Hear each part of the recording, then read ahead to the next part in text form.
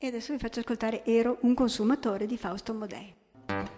Ero un bravo cittadino senza ubbie e badavo solamente a cose mie. Davo il voto a chi sedeva già al potere per timor d'avere qualche dispiacere. Concordavo col padrone e la questura su un progresso senza l'ombra d'avventura. La mia pace fu però pregiudicata per il fatto che mi piace l'insalata. La condivo con del puro olio d'oliva e rignaro che era olio di somaro, messo insieme a carogne di balene. L'olio esterificato, contraffatto, adulterato per reni, fegato e budella mi troncò.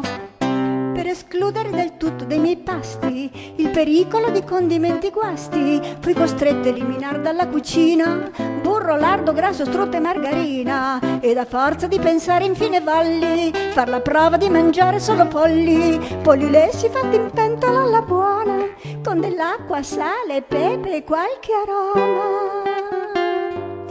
Ma i pollastri son più grassi se li castri e i capponi son castrati con gli ormoni, che son cose sempre un po' pericolose. Tant'è vero che io adesso sono lì per cambiare sesso e una femmina tra un po' diventerò. Abitavo in un moderno appartamento con struttura faccia vista di cemento, marmorosa nel soggiorno e nell'ingresso, il mosaico rosso e verde dentro al cesso, il mobilio per mio gusto personale, ristile barrocchetto e cipendale, ma convenni poi con grossa delusione che l'alloggio era di speculazione. L'impresa, per ridurre un po' la spesa, ha messo, anziché cemento, gesso. Con cura ha ridotto l'armatura e così l'appartamento fatto a vista di cemento, una nota sulla testa mi crollò.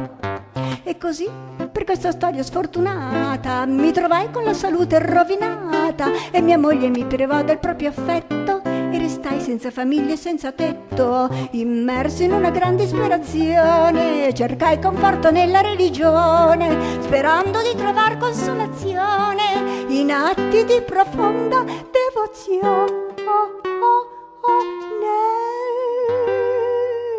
Ma pensate, le candele erano truccate, dopo un poco non facevano più fuoco. Che disdetta, anche l'acqua benedetta ero stata mescolata con dell'acqua sconsacrata che per sempre la mia anima dannò.